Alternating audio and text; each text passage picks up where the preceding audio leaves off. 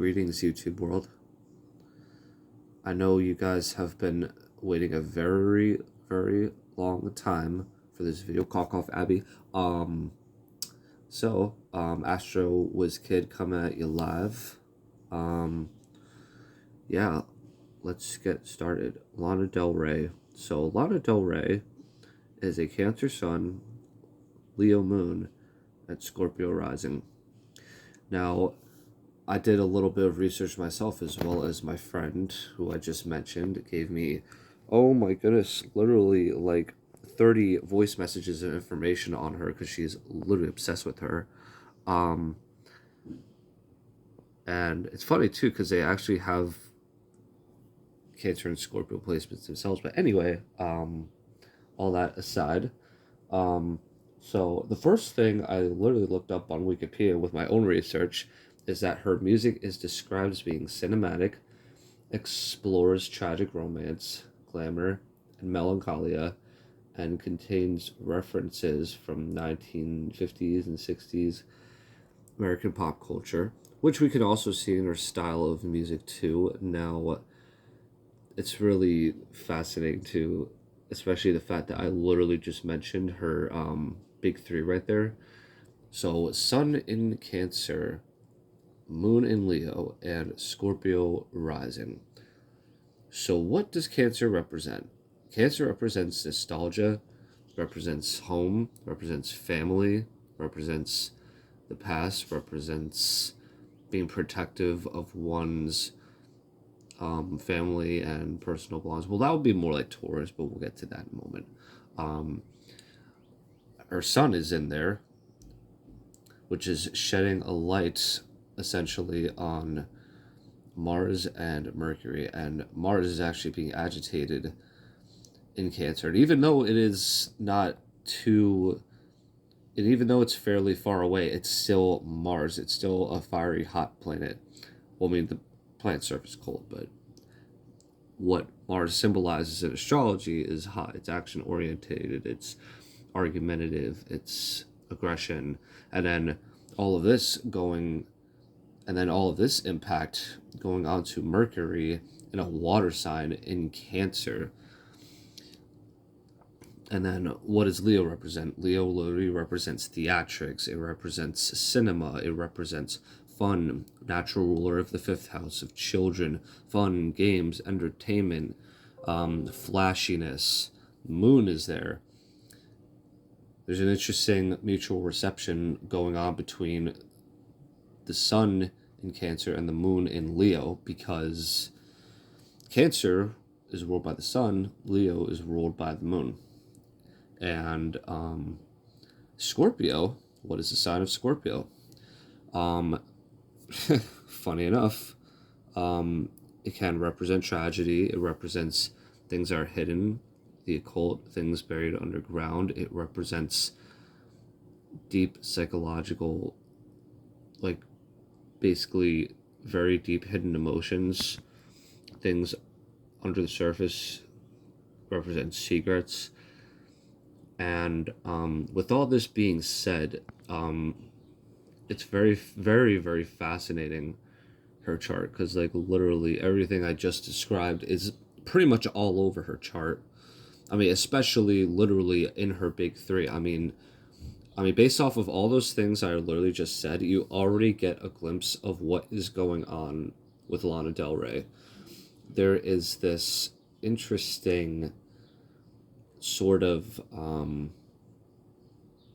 there's this very interesting mix of personalities here. You have all this intense water energy, Sun, Mars, Mercury in Cancer, in the 8th house of transformation, all 8 degrees apart from each other. And you got the ascendant, which one of its rulers is in the 8th house, in Cancer. Sorry, I'm just holding my phone up here.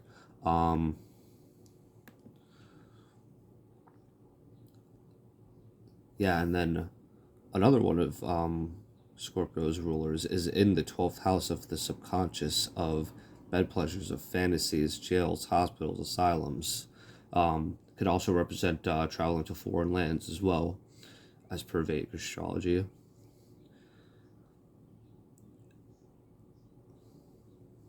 Literally, literally everything I just described is literally in her chart. And some more interesting points I would like to mention too is that, so in my notes here, so apparently she is opinionated. She doesn't think about what she says, but she has no intention to hurt others, but it comes across like she is trying to. All right, so like I just mentioned before, look at what is happening here in the eighth house. There is all of this really mind-boggling energy going on in Cancer. What is that? I mean, just what I literally mentioned about Scorpio being her rising sign, and then the Sun, Mars, and Mercury all being 8 degrees away from each other in the 8th house. This is like, I mean, if any psychics want to have an insight on that, definitely please let me know. Please feel free to comment. But this, for me, is definitely telling me a lot about her. You see, the thing with, I feel like the thing with Lana here is that, I mean, her ego is literally, I mean, her ego, so think of it like this, right? So I've been doing a little research on this lately. So think of it like this, right? So planets that have lower degrees in stelliums are essentially like a throne for the planet with the highest degree. And what's happening in Lana's chart is that Mercury is taking a seat on the throne of Mars and the Sun.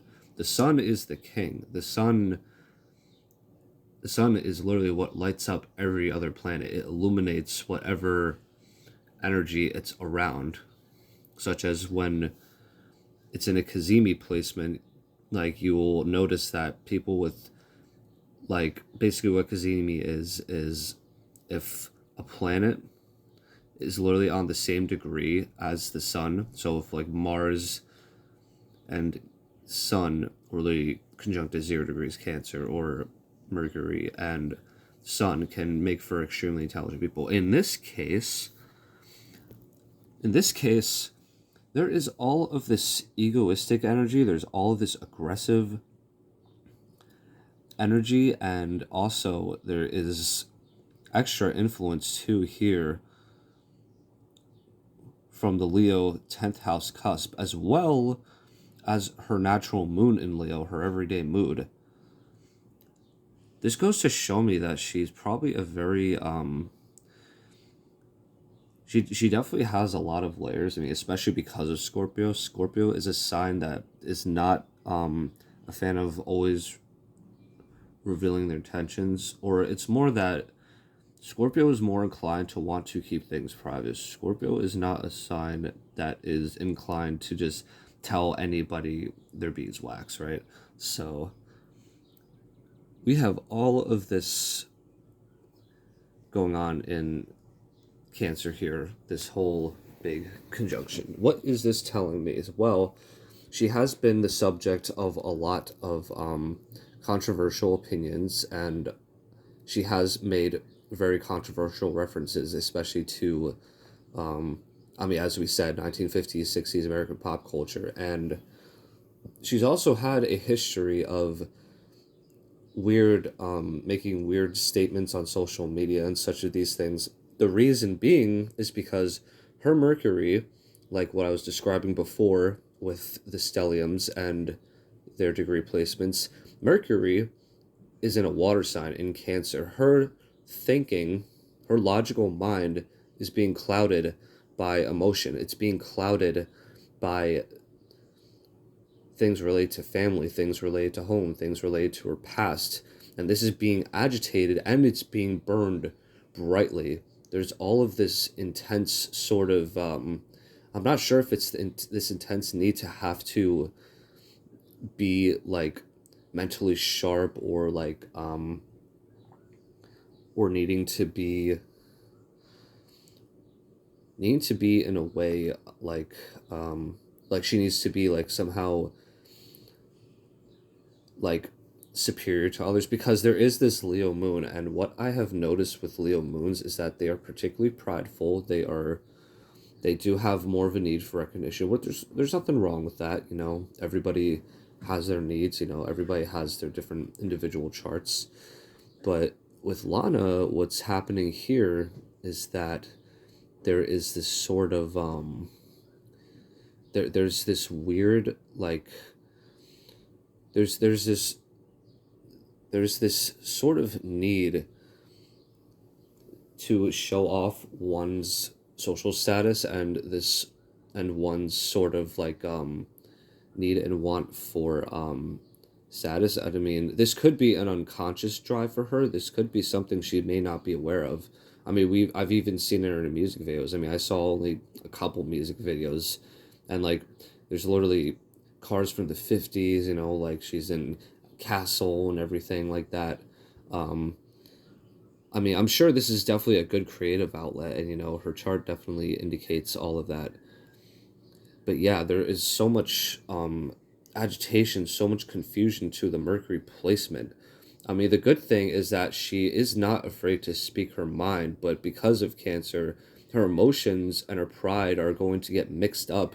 And because Mercury and Moon both represent the mind respectively, there is this confusion where she doesn't know if she's speaking from her mind or her heart. And she might mean a lot of things, she might say a lot of things that she doesn't mean. And because there is also this and because the ascendant ruler, one of its rulers, is literally in Scorpio, and also I just noticed too the South Node is actually conjunct in Scorpio, and what a lot of people don't know is that Scorpio is actually ruled by, consequently, by K2 as well.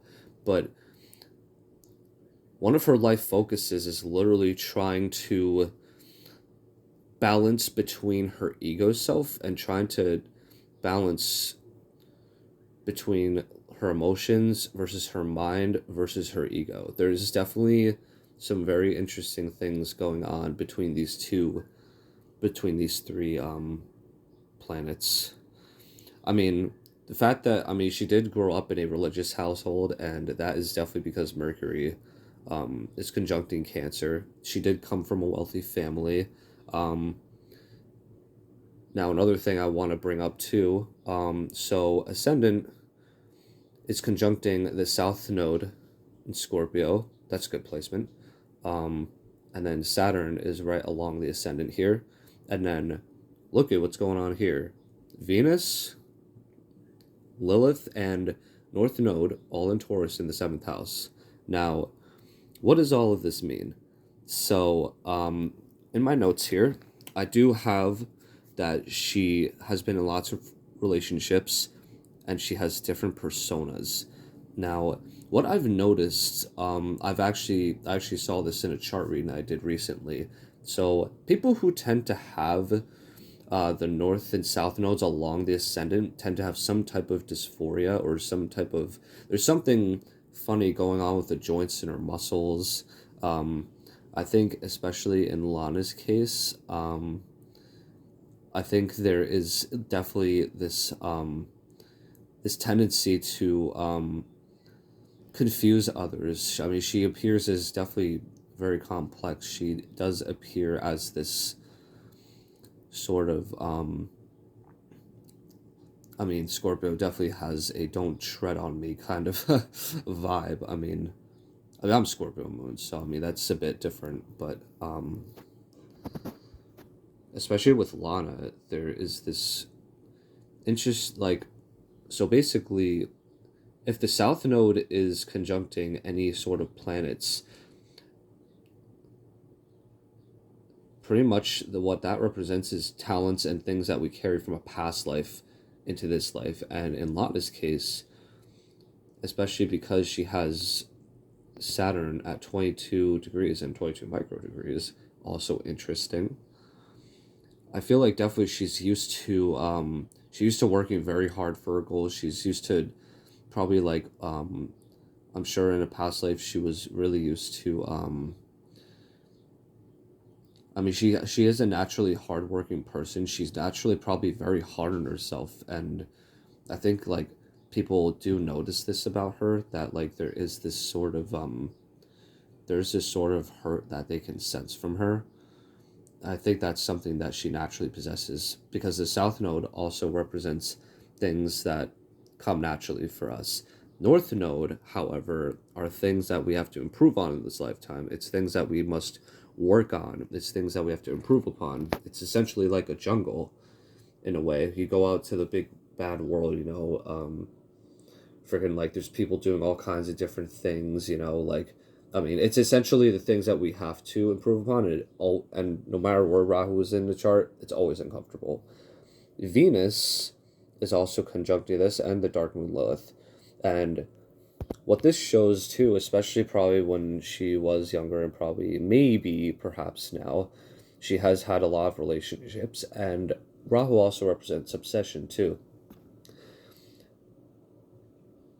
And actually, as a matter of fact, I literally just noticed this square between Venus and the moon in Leo right there. There is this challenge and push for her to try to embrace more of her artistic side. Probably especially when she was younger, she had trouble expressing this. I mean, this like often what happens with Venus and North Node conjunct each other. People like this can often overindulge in sensual pleasures, or like they have this like they have this need to like try to embrace more of like their aesthetics and their beauty, and especially in Lana's case, there is this need to try to balance the ego and the emotions and not letting her past get tied in with her thinking. Venus and Rahu here in Taurus. Good thing, though, is that Venus is exalted in Taurus. Obviously, I've also heard that the North Node itself can be indicative of fame as well as Venus. I don't know how true that is, but I mean, in this case, it's in the 7th house of what represents literally the public masses, like millions of people. And we can just see literally how popular her song Video Games got when she was how old? 26. And what age does Venus mature? 25. Very interesting. What else do we got here? I think that's pretty much it. Yeah. You know what? I would say best advice for Lana. Yeah, try not to take things personally. Realize that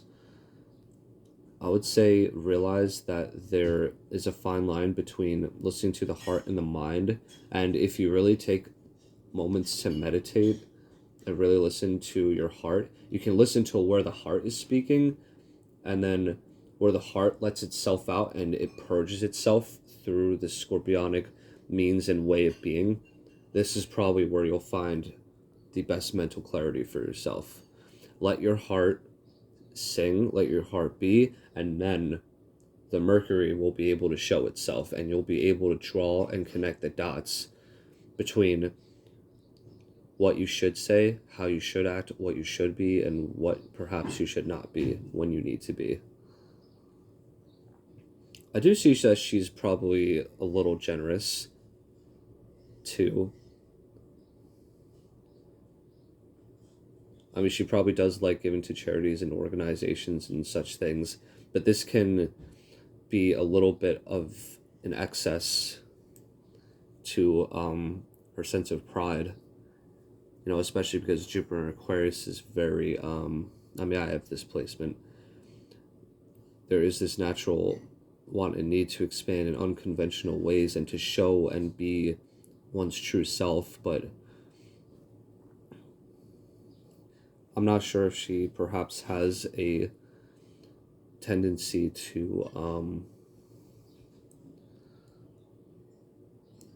not sure if she has a tendency to need to differentiate between where she can grow as a musician uniquely and how she feels inside. Oh wow, this is a 20-minute video. Holy crap. I'm gonna try to wrap this up quickly. Uranus in the second house and Neptune sitting in Capricorn right there. Uranus on the second house in Sagittarius.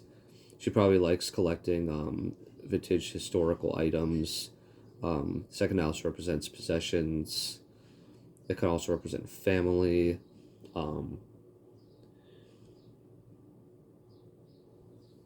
She probably came from a rather unusual family. I mean, their family probably was religious. They probably did have unusual beliefs in things, perhaps. And that is especially being shown with the Neptune here in Capricorn. She also did come from a rich family, so that could be indicative of that too, possibly.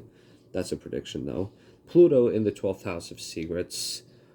And like what I said, jails, hospitals, asylums, bed pleasures, fantasies. I mean, it's no doubt that a lot of people are very drawn in to her as a person. She's got a lot of very interesting dichotomies in her chart. Very fascinating. Very talented too.